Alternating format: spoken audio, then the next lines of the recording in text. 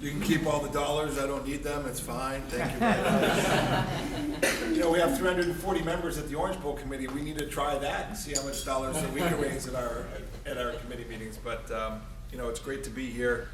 The funny thing is Orange Bowl Committee's been around since 1935. I can tell you that I have not been around since 1935. I was born back in '64. But I really got to cut my teeth with Orange Bowl when I was in college at the University of Miami, because what we used to do is we used to hire college kids to be drivers during the Christmas break. So we would get paid like a couple $100.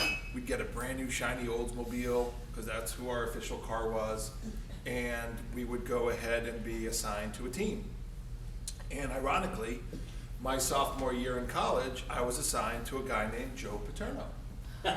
So it gave me my first opportunity, and back then Tim Curley was just a football guy, who is now the athletic director at Penn State. So, in seeing what Orange Bowl did, it was really a great driver for me to be able to be on the committee, and I've been on the committee for 13 years. So it's really interesting to see how we take all of these great college kids and give them that opportunity during the Christmas break time and really integrate them.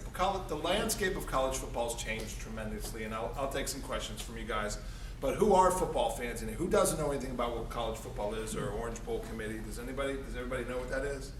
Well, Orange Bowl Committee has been around, like I said, since 1935. We celebrated our 75th anniversary 3 years ago. And originally, the Orange Bowl Committee was really called the Palm Festival. And the funny thing is that in our original game, it was really used as a driver to drive economic impact to South Florida. And in our original game, we had promised two teams that were playing in that festival a certain amount of money. And this was obviously before the Orange Bowl actually had come to fruition. But what ended up happening was they didn't have enough money to pay the teams, and they were already here, and they threatened not to play. So one of the members shared his plight with the sheriff, and the sheriff went and shook down the guys, the wise guys.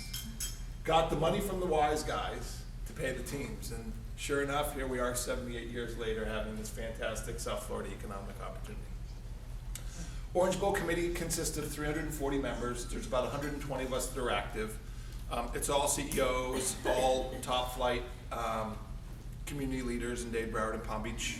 We're a South Florida-based organization. Everybody on the committee that wears the orange jacket, we're volunteers. It's what we do from a civic perspective. I can tell you I'm on 6 or 7 committees. I'm fortunately on the football committee, so I travel on weekends. Like this weekend, I was at NC State and Georgia Tech for that game. But the way that the college landscape has changed, I want to share with you a little bit about why the parade is here, why the parade isn't here today. In the earlier days, Orange Bowl is not just a football game. It is a complete festival. We do things throughout the course of the year. Now, one of the things that's really our main mission is developing youth. Because we realize if we can provide programming for youth, it gives them an opportunity for a chance. It keeps them out of trouble. It gives them something to do after the school hours. It gives them structure. It shows them team. It gives them confidence. So one of the things that's been very important to us has really been a focus on youth. There's been over $2 billion in youth programs that have been cut over the course of the past 5 years. $2 billion. So one of the things that was very important for us was we wanted to go ahead and work with the youth. So for the past 12 years, we've created this YFL called the Youth Football League. And it's basically taking all of these optimist teams with youth football players and cheerleaders. And we affect 16,000 youth each and every year. And the opportunity for them is that through the course of their season, they get to go ahead and have their championship games at the stadium. And we go every weekend to a specific park. There's 4 or 5 parks that we cover. Orange Bowl members go out there. OB, our mascot, goes out there. We have great sponsor partners, and we're bringing stuff out there. We pay for uniforms. We pay for all of the things that we really want to do to make sure that these kids have a chance. And that's really where the opportunity is, because we're giving them the opportunity to go ahead and grow. Another thing that we do is that we really reward the kids that have already passed the youth football side of things. We do this thing called Field of Dreams, and it's for deserving high school students and institutions. And what they do from that perspective is that we give scholarships. And this year we'll give $150,000 in scholarships to those kids in Dade, Broward, and Palm Beach counties. Over the past 12 years, in our youth football program, we've invested more than $4.5 million. Now, Orange Bowl is a nonprofit, so every single bit of dollars that we raise goes back into the community. We're not a for-profit agency. We have an organizational infrastructure that has 40 full-time people, so yes, we have staff payroll, but it's these staff payroll and these 340 members that really are the ones that go out and make things happen within our community. And everything stays here within Dade, Broward, and Palm Beach counties. However, Orange Bowl in its own right as well is that when you see a college athlete in the ACC get injured, you know, we're there to go ahead and help write a check to help defray some bills or something to make his family a little bit easier. That's what our commitment is being a part of an ACC relationship, and we'll talk a little bit more about that. The other thing that we worked on is, I think that one of our most proudest moments was Moore Park was set up in the early 30s, and it's down over by Jackson. It's in the, it's by Miami High and that whole area. When it was our 75th year, we wanted to do a legacy gift. And our legacy gift was to redo this park, Moore Park. So it's now called Orange Bowl Park, and it's called Orange Bowl Field at Moore Park. And it was a $5.7 million endeavor. Orange Bowl Committee put $2.5 million to that. The Orange Bowl membership put up $700,000, and then the city matched it with $2.5 million. So we unveiled that at our 75th, and what that does is there weren't a lot of great places for junior high and high school kids to be able to play football in a safe environment. And our next project on top of that is to build in a whole daycare facility and a whole activity center for youth. That's part of the next project that we're doing. So to talk a little bit about the football landscape. Well, the BCS is currently the format that we're under, and that stands for the Bowl Championship Series. The bowls that are involved in the Bowl Championship Series is the Orange Bowl, obviously, the Sugar Bowl, which is in New Orleans, the Fiesta Bowl, which is in Phoenix, and then you have the Rose Bowl, which is in Pasadena.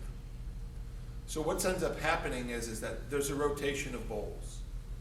And each year, or every fourth year, one of our bowls hosts the championship game. This year it'll be hosted, or in 2012, because it's a January game, will be hosted in New Orleans. Miami will host the game in 2013. Our affiliation is with the ACC Conference. The ACC Conference is broken into two divisions. We have the Atlantic Division and the Coastal Division. Right now, for those college football fans, Clemson, who's in the Atlantic Division, and Georgia Tech, who's in the Coastal Division, they're both sitting at 5-0 and they're undefeated in their specific conferences. What happens is with the Orange Bowl is that we get the ACC champion. They come and play in our game. Now let's talk a little bit about the parade and why the parade used to exist and why it didn't exist. In the olden days of football, Orange Bowl Committee used to go ahead and negotiate our own contracts. So therefore, what would happen is that we would go ahead and bid with ABC, NBC, and CBS to broadcast our game. And for that, they would pay us a rights fee. For that, we would be able to ascertain sponsorship, FedEx, for example. And part of our negotiation was, we said, if you want our game, we have to have a 30-minute window of national presence. And that's why the parade was on New Year's Eve, and we had that 30-minute live window, because we were able to negotiate the deal. If they wanted our football game, they had to give us that, because it was primary for us to be, when you have all these northerners going ahead and they're all snowed in and they're looking all of a sudden, oh my God, how gorgeous is it here in South Florida? It was very important for us to be able to use that as a promotional tool. Well, when you have 30 minutes of live, or when you have 30 minutes of national airtime, and you can go to FedEx and you can go to Anheuser-Busch, and they're giving you their floats and they're paying you $1 million to be in that parade, it makes all the sense in the world because they're getting the national exposure about it. When we went into this BCS cycle, we had to give up our television rights,